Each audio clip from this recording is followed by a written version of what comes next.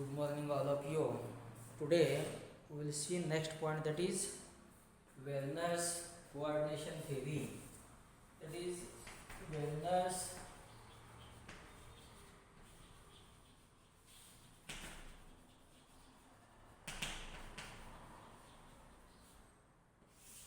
Werner's coordination theory.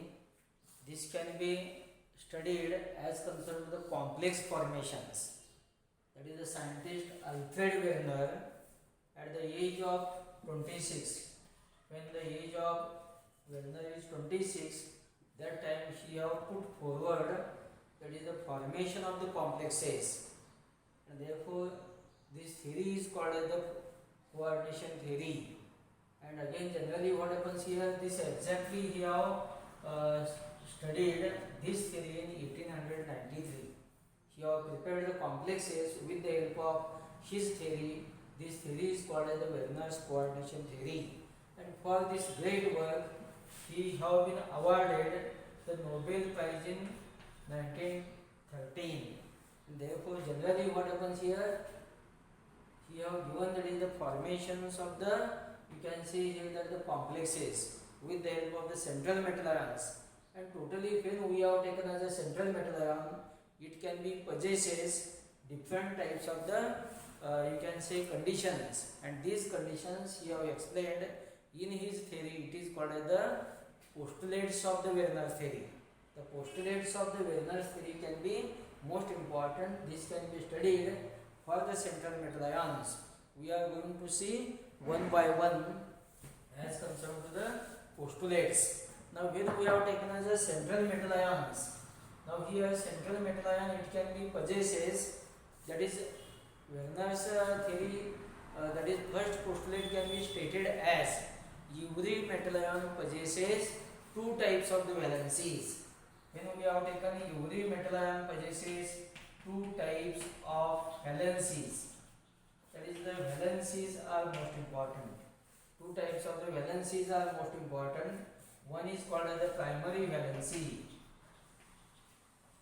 Primary valency, and second will be secondary valency.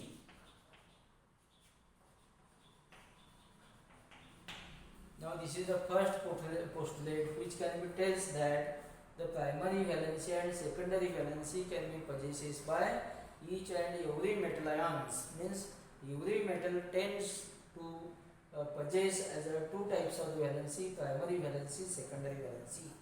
Now here primary valency is called as ionizable. This is a ionizable valency. The secondary is called as non-ionizable. Now both the valencies can be differentiated as ionizable, non-ionizable. Now this idea can be taken as concerned to differentiating points. Now second postulate can be taken as second postulate can be tells that every metal atom satisfies both the valencies. That is, every metal atom satisfies both the valencies. Now how the both the valencies can be satisfied? When we have taken as a primary valency, now this primary valency can be possessed by negative ions. Now when you have taken negative ions, they are present in the primary valency. What happens in the secondary valency? In the secondary valency, all three types of the ions are present. One you can say negative, second will be positive, third will be neutral. That is positive ions or negative ions, neutral molecules, all they are situated in case of the secondary valency. Now the secondary valency, it is called as the non-ionizable. This is primary is ionizable. Now again here you should take differentiating points as this here primary valency satisfies negative ions, secondary valency satisfies by the all three types of the ions. Now this will be taken as the two postulates. Now here we have seen as the two postulates. First is primary secondary valencies. Second will be how these valencies can be satisfied. Negative ions, here positive, negative, again neutral molecules will becomes. Now again should come towards third postulate can be stated as. How the third postulate can be stated as? every metal possesses fixed number of secondary valency.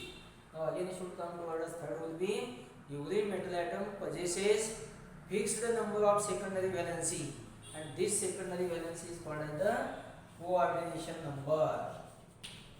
That is third postulate can be taken as concerned to every metal atom possesses fixed number of secondary valency.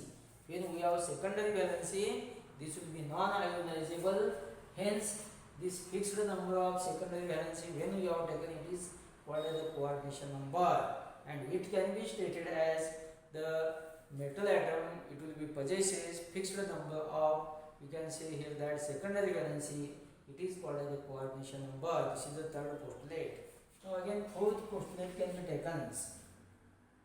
Now you should take here that is coordination number when we have taken. Now generally, as concerned to secondary valency, coordination number can be taken. When you have taken primary valency, this can be explained as the oxidation states. Oxidation state of metal ion depends upon the primary valency. Now this is the differentiating points. Now again you should have come towards fourth points. Now when you have taken fourth point, this will be also taken as concerned to that is, you can say secondary valencies are directed towards a fixed positions in a space. Now when you have taken secondary valency, secondary valencies are directed in a space towards a fixed positions. When you have taken fixed positions in the space, and this can be used the birth. This postulate can be used birth to the stereoisomerism of the complexes. Stereoisomerism of the complexes can be obtained with the help of the fourth postulate, which is called as the secondary valencies are directed towards a fixed position in a space. When you have taken fixed position in a space, that time it can be used birth to the stereoisomerism as concerned to complexes.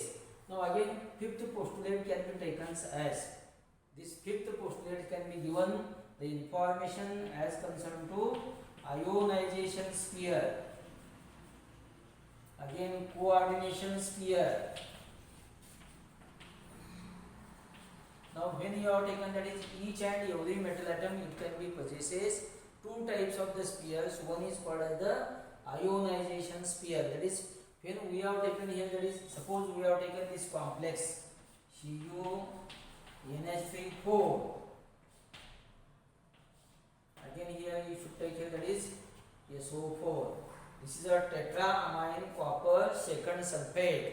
Now when we have taken here, that is the ammonia ligands, they are present in case of the secondary sphere. That is, we can say secondary valency. SO4 primary valency. This is the central metal atom. Therefore, this central metal atom, it can be possesses the two types of the sphere, means coordination sphere, means this part it is called as the coordination sphere. Again, ionization sphere, this part is called as the ionization sphere. Now to differentiate ionization sphere and coordination sphere, here bracket will be kept between the two spheres. That is when you have taken that is a coordination sphere, the ligands are firmly attached. When you have taken ionization sphere, the ligands are not firmly attached. They are ionizable, and therefore each and every metal atom, it can be possesses two types of the spheres. One will be ionization sphere, second will be coordination spheres. Now in this way, that is the Wagner's coordination theory, it can be used the postulates of the Wagner's theory. 5 postulates have been explained as concerned to the metal ions.